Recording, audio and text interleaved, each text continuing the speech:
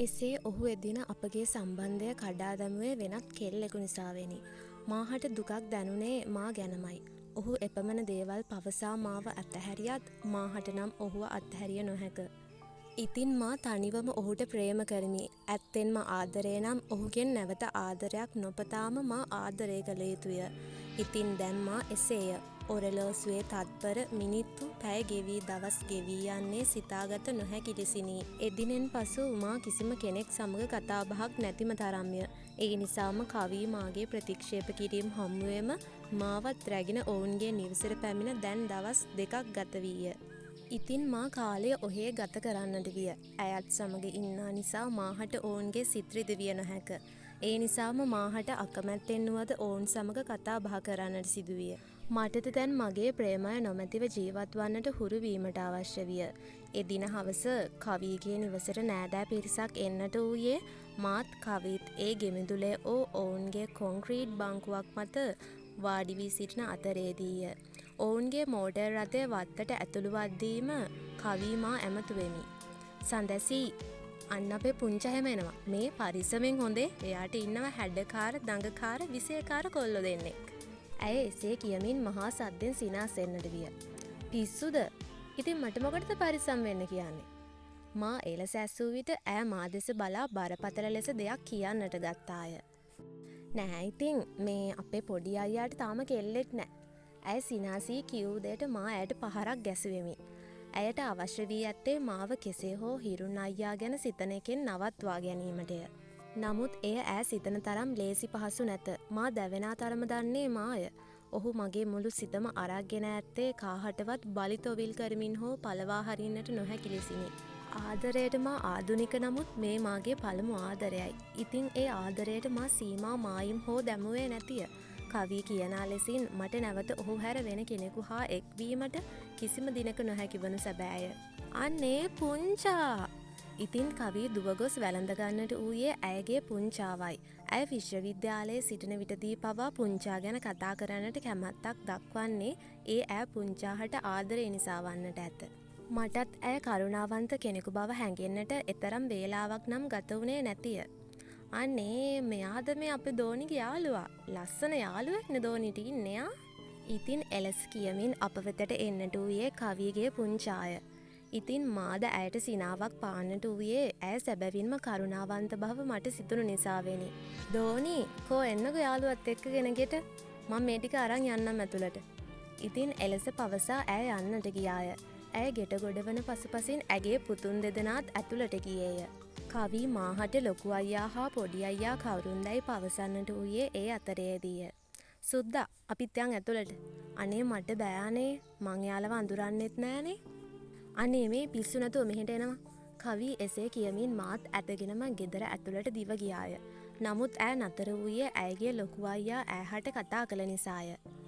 ඇය තවම මාගේ අත හෝ අත් නොහැර ඇති නිසා මා එතනින් යාමට ඇගෙන් අත මුදවා ගන්නට උත්සාහ කළත් ඇය තවත් මාගේ අත තද කරන්නට විය. දෝනි කවද්ද ආයේ කැම්පස් තියෙන්නේ? මේ කවුද කැම්පස් එකේ යාළුවෙක්ද? ඔව් ලොකු අයියා මෙයා එක්ක තමයි මම බෝඩ් වෙලා ඉන්නේ. කැම්පස් පටන් ගන්න නම් තව ටිකක් කල් තියෙනවානේ. එහෙමද? මං ඒත් බැලුවා මේ කවුද කියලා. කැම්පස් එකේ වැඩ අවුලක් නෑනේ කරන් යනව නේද? ඔව් අයියේ ෂේප්. කවී එලෙස ඔහු සමග කතා කරන අතරේ මා වටපිට බැලුවත් එක්වරම මා දුටුවේ ඔහුට එහා පසින් ඉඳගෙන සිටින කවීගේ පොඩි අයියා රවමින් මා දෙස බලා සිටින බවයි. ඔහුගේ බැල්ම හමුවේ මා බිම බලා ගන්නට වූයේ ඔහු මාහට රවන්නට මා ඔහුට වරදක් කළාද සිතමිනි. කවීත් කතාව අවසන් කර මා සමග මුළු තැන්ගේට ආවේය. ඔන්න දෝනි ලොකු අයියා මැරි කරන්න හදන්නේ? නෑ ඇත්තමද පුංචා? බලන්නකො මෙයා කිව්වෙවත් නෑ බඳින්න ළඟයි කියලා. ඉතින් කවී මුව ඇද කරමින් පවසනා දේවල් වලට මාහටත් සිනහ නැගෙන්නට විය.